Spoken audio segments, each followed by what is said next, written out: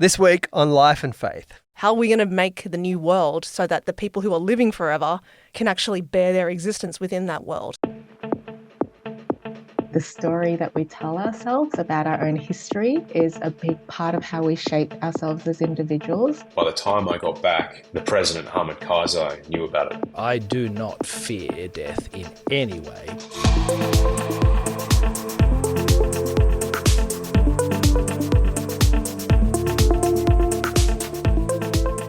Welcome to Life and Faith from CPX. I'm Simon Smart. I'm Justine Toe. And I'm Max Cheganarden. Yeah, special welcome to you, Max.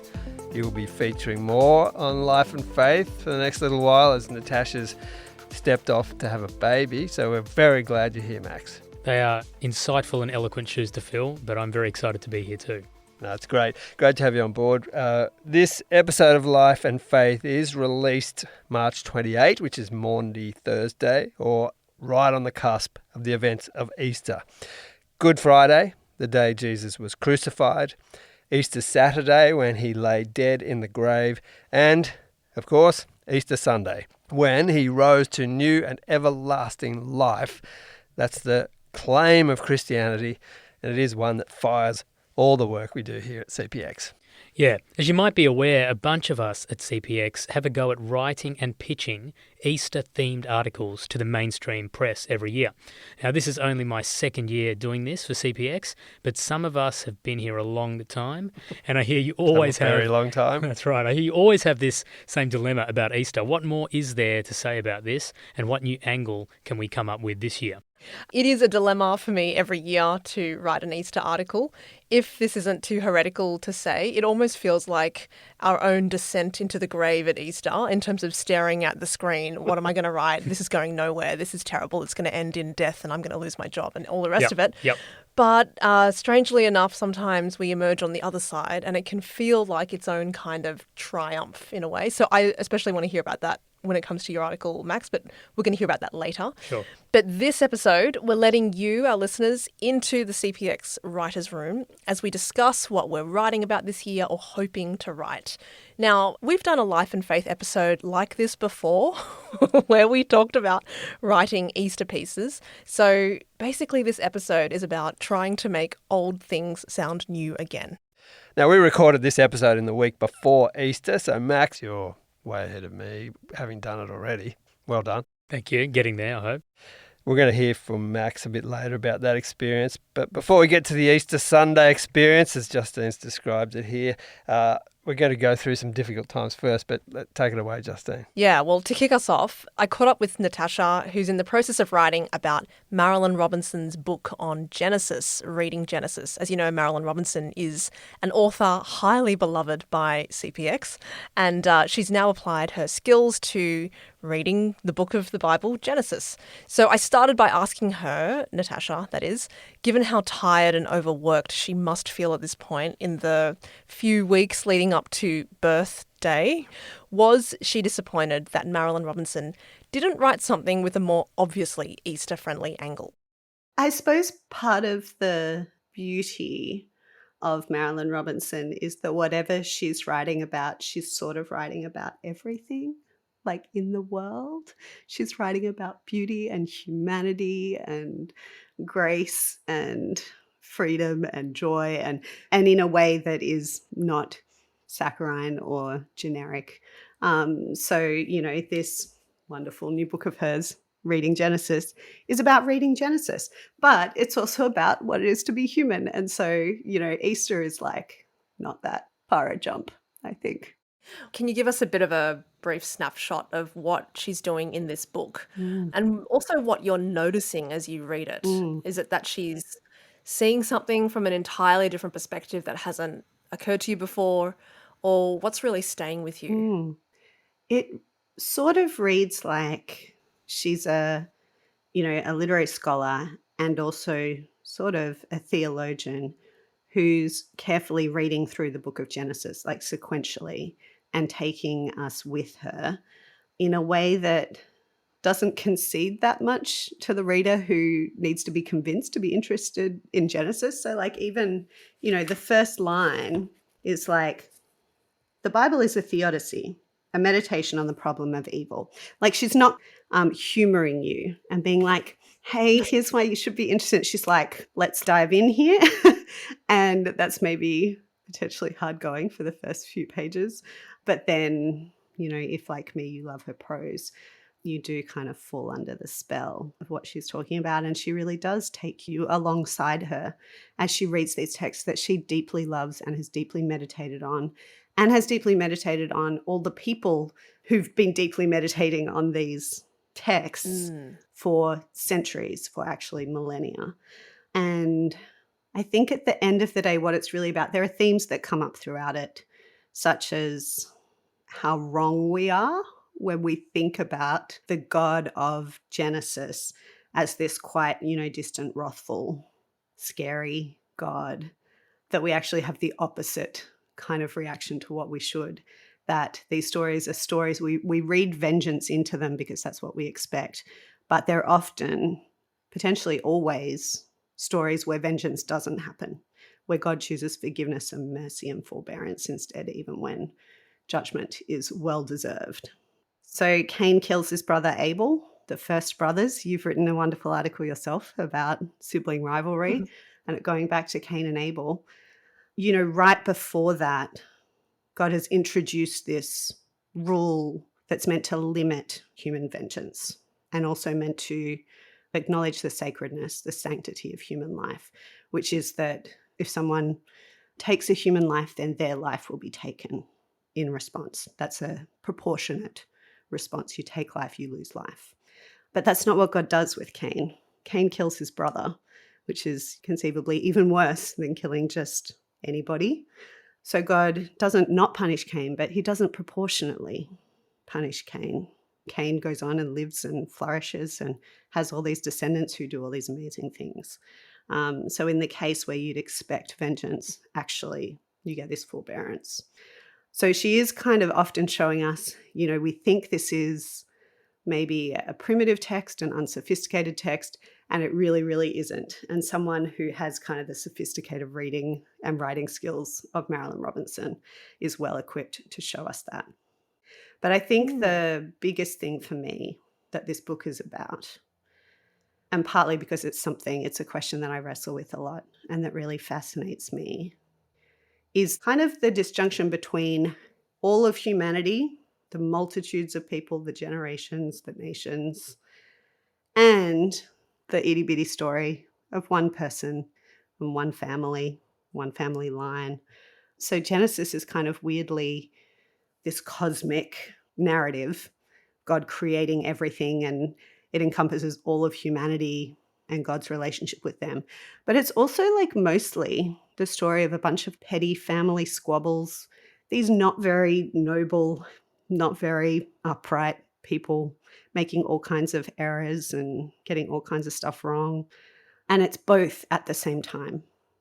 And I think the beauty of what Robinson is talking about is how those two things link together, how there's a God who kind of is bringing about this vast sweep of human history, but doing that around and with respect to and with attention to and through the everyday living, dying, birthing, jealousy, infertility, sorrow, wronging each other of just really human people who lived a really long time ago but are recognizably like us. Marilynne Robinson's a very interesting person. She is someone who bridges worlds, right? I mean, Obama loves her. Any book that she writes is going to be guaranteed an article in any of the kind of mainstream periodicals that we have. She's also deeply Christian at the same time, as you've explained. But not everyone who loves her work will share her faith. How does she, or does she, make faith a live question for people? Yeah, I find this fascinating because, this is something that you and I try to do all the time in our work. We're trying to talk about things of faith to people who share it and people who don't, to be able to have that common conversation across lines of faith. And we do that in a particular way usually, which is to kind of meet people on common ground and where your beliefs are not shared by others, to explain them, to concede this is what I believe. I'm not saying that you have to believe it, kind of thing. And there's a courtesy to that in public common spaces. And Robinson does that in a really different way. So she's incredibly courteous, but she's also like unapologetically, she's just like treating the God of Genesis as though he's the real God. And this is actually about human history. It's about your experience and my experience. And she's not kind of making concessions or apologies. Like in past essays that she's written, she'll be talking very casually about the Puritans or about this idea of heaven that she takes to be real in an essay about gun culture in America or about why we have universities. And these are everyone questions. And she thinks that the Puritans or Calvin or whoever have something to say about that because we live in this world where God is real and where what the Bible says is relevant to all these things because it speaks truth. And it's interesting to see people react to that. So, you know, she appeared on the Ezra Klein show, the New York Times podcast. And so far as I know, Ezra Klein, who is Jewish, is not religious, but he very much enters into everything that she's talking about in the book. Like, obviously, he values and is familiar with the text of Genesis, but doesn't necessarily believe it, so far as I can tell. But he's meeting her on her terms and kind of going, okay, you're talking about all these things to do with humans. And he can see that her insights into those things are valuable, even if perhaps he or others don't agree on where they've come from. Whereas there was a review in the New Yorker by James Wood, who it's a very sophisticated version of this, but it's essentially kind of saying, but wait, God's not real. Like, can we remember as we read this book that God's not real? And just bumps up against her assumption that actually these are things we should take seriously. So I think to come to read Marilynne Robinson as someone who doesn't share her understanding of life and the universe, I think you can still completely enter into the vision that she has of humanity and of the world. It's like, given whatever your premises are, then what do things look like from that set of assumptions? And then how do I feel about that? Do I find that generative? Do I find that interesting? Do I find that beautiful? Do I find that true in terms of what I do know about myself and about other humans and the world we live in? So yeah, I find her approach fascinating, and probably it only works because she's very brilliant. Don't know if it would work for everyone. Okay, now hit me with your Easter angle then. Like, firstly, where are you in the writing process at the moment? Are you making notes? Are you starting to just chuck words down on the page? Where are you right now? I have made many notes and I have been digesting, and I think I sort of know where I'm going. So I'm going to tell you where I think I'm going. It might change as the lines are etched in stone. The pros will tell you as they Let's hope. as they come about. So I want to talk about that idea of, you know, the sweep of history as opposed to the concrete particular person and moment, because, you know, Robinson talks about these like hinge moments, these things that seem very everyday and unimportant.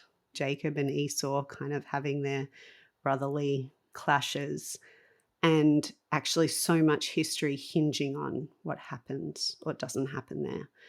Jacob deceives his father and his brother and kind of tricks them out of his inheritance, which God presumably intended him to have all along. Esau could take revenge and kill him. Jacob's very worried that he will. These things kind of are playing out in human terms, but also the text argues, or the text just assumes, it's all within God's providence that he's playing this out, and the nation of Israel, and then the descendants of Abraham in the sense of people of faith, Christians, all of that will kind of flow out of these little moments. And, you know, you have a cross outside of Jerusalem nearly 2,000 years ago now, this kind of hinge moment, just a Friday that might come and go, and someone's brutally murdered by the Romans, happens all the time. But actually, this is the hinge point of human history. You know, if you don't think that God is involved there, if you think this is an entirely human story, then it's a massive hinge point of human history regardless, because people have believed it and that's changed what's happened in our world. But if you do believe that God is involved and God is actually on that cross, then it's this very specific, very visceral moment that looks like it could have gone all sorts of ways, but has gone this way. And as a result, so many other things flow from that. A lot of people find it absurd, the kind of claim of Easter, the claim of Christianity, that it does hinge on this particular little pocket of human history in this particular place and time. And if it's meant to be universal and for everyone, that seems weirdly specific. But actually the weirdly specific is sort of all we have. Like the huge universal is made up of the weirdly specific. And the claim of Genesis and the claim of the whole Bible is that God really tenderly, intently cares about the specific. And the specific of, you know, his son on that cross, his son risen from that tomb, but also the specifics of your life and my life.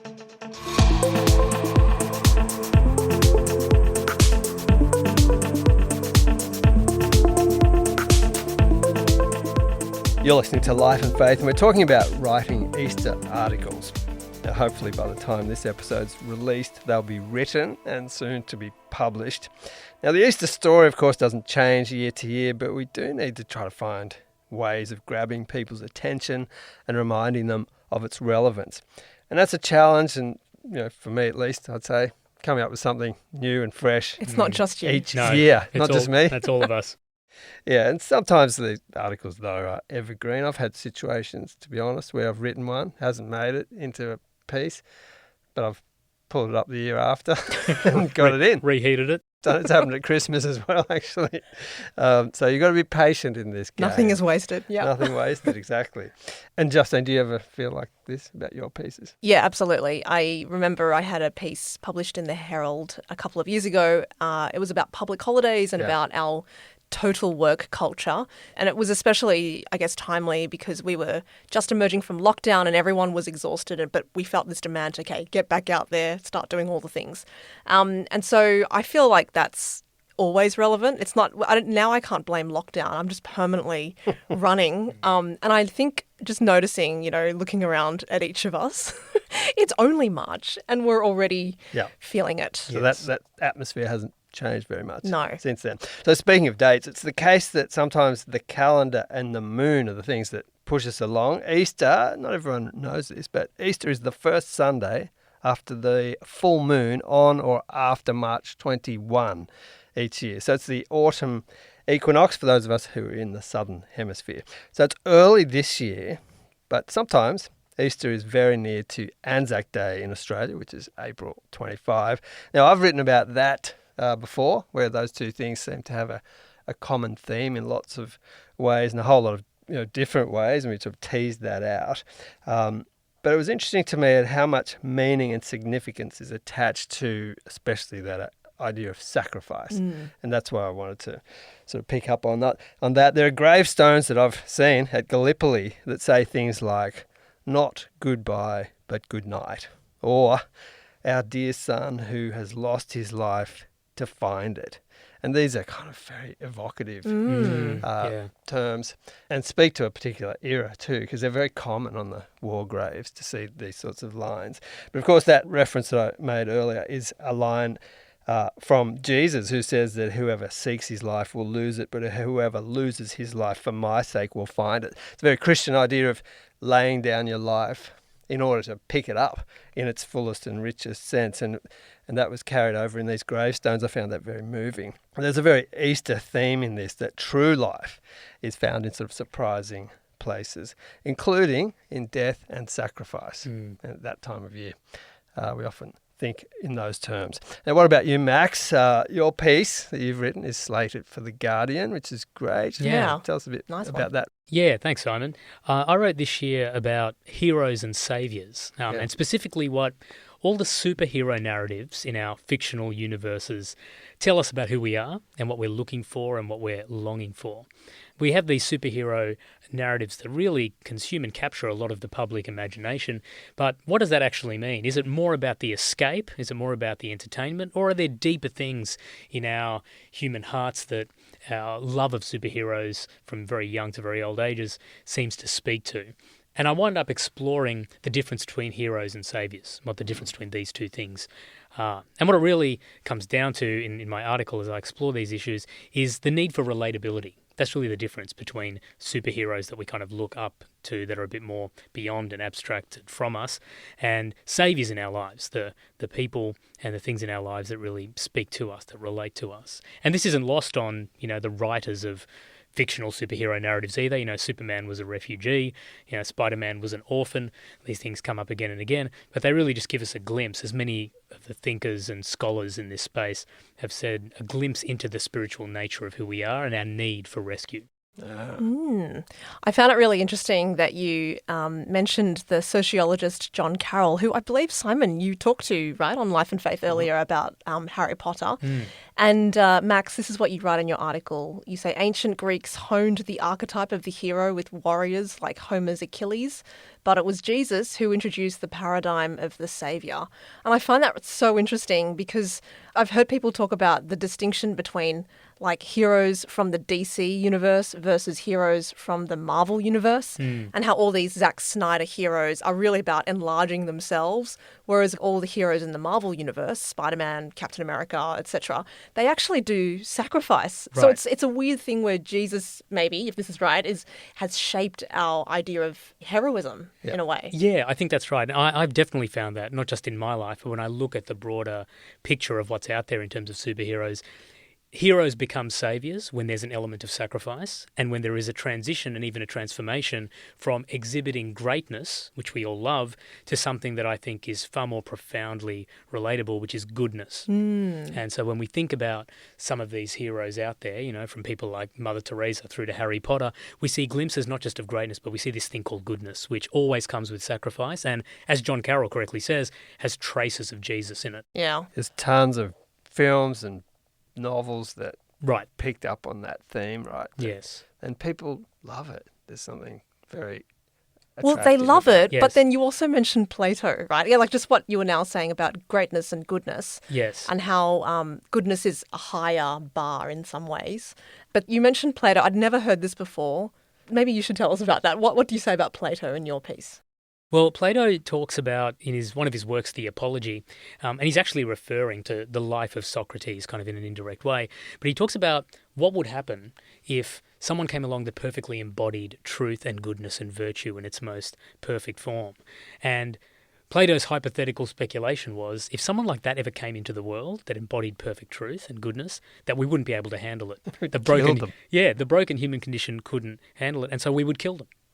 And it was just 400 years later that, the biographies of Jesus unfolded just across the Mediterranean, not that far from Plato's Athens, which I find it quite chilling and quite extraordinary. Yeah. It's like we aspire to greatness, but goodness Is what we need. Is what we need, and we do want it, but we don't want it at the same Correct. time. Because I think our society valorizes greatness, Yeah. but goodness is actually what our hearts want. What about the idea of converting us to a different understanding of what greatness is, though?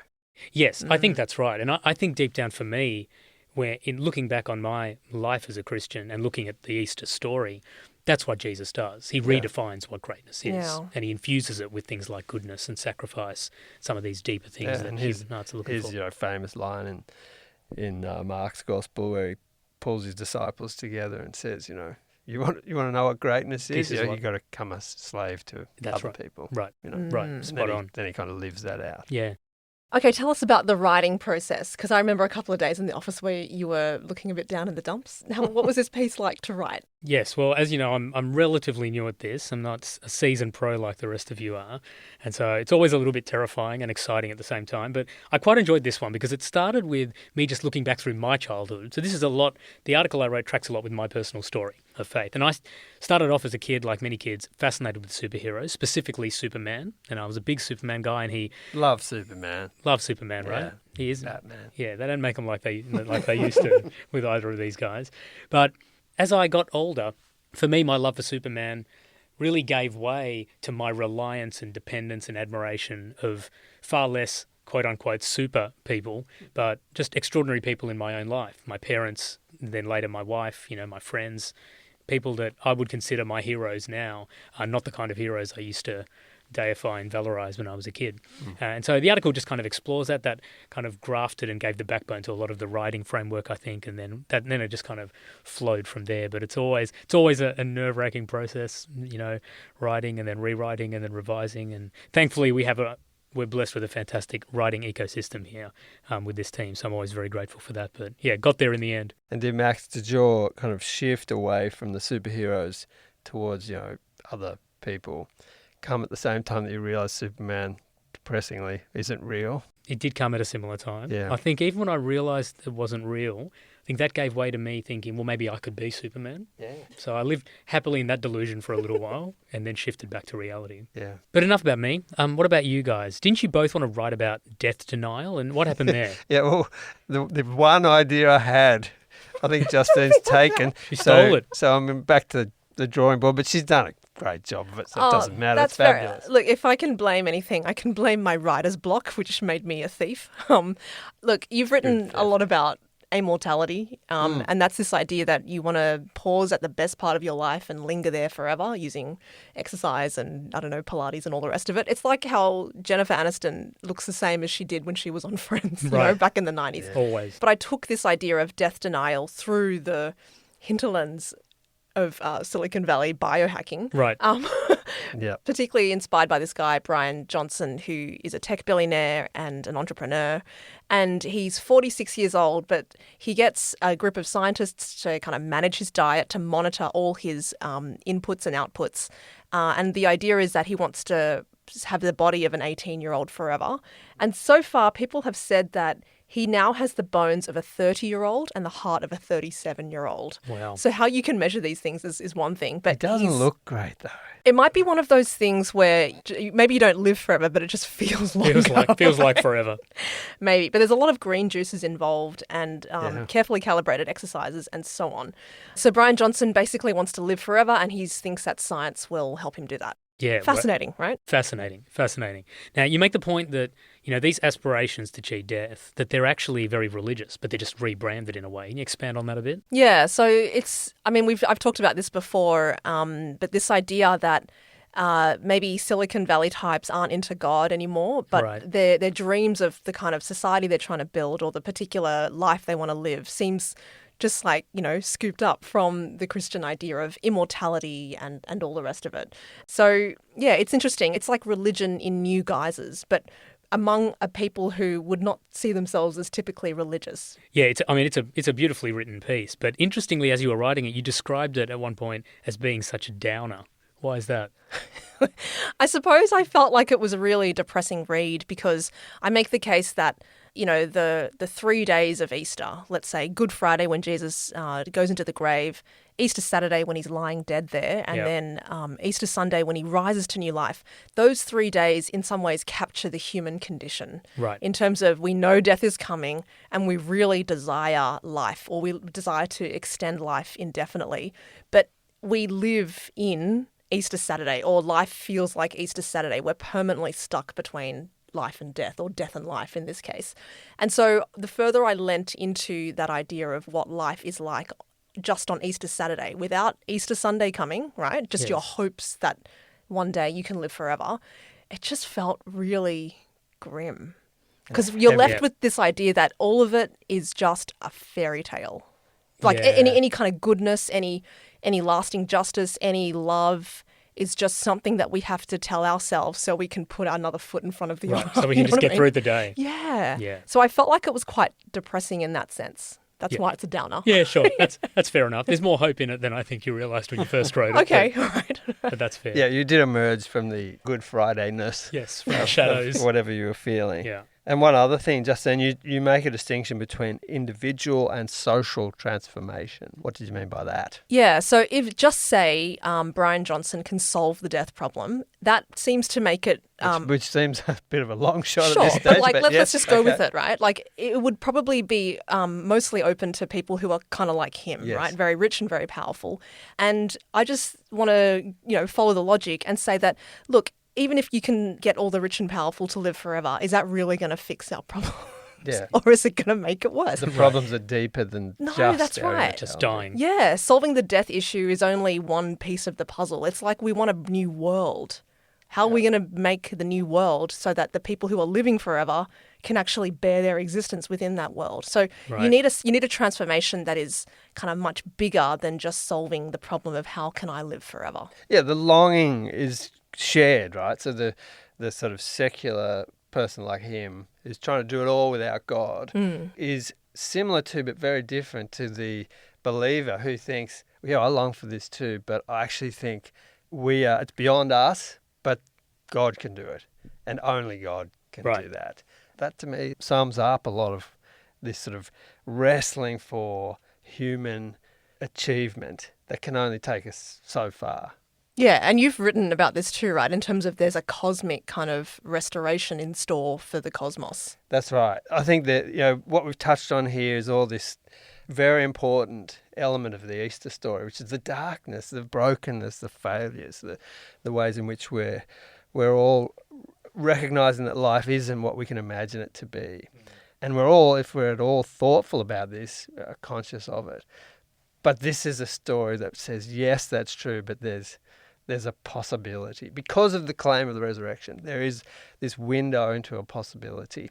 And, one of our favourite lines, I think, collectively here at CPX is Francis Spufford's line when he talks about this, which is, this story tells you that far more can be mended than you know.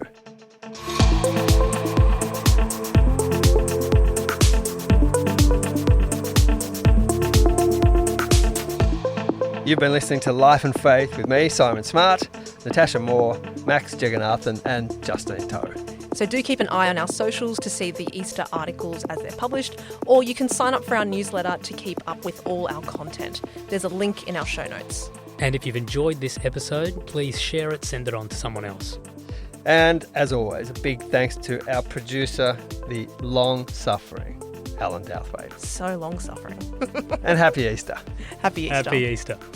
Next week. I started working in the West Bank and Gaza during the First Intifada in 1990. From there, I went to the Balkans and reported the Bosnian War, later on the war in Kosovo, most of the upheaval in that region throughout the 90s.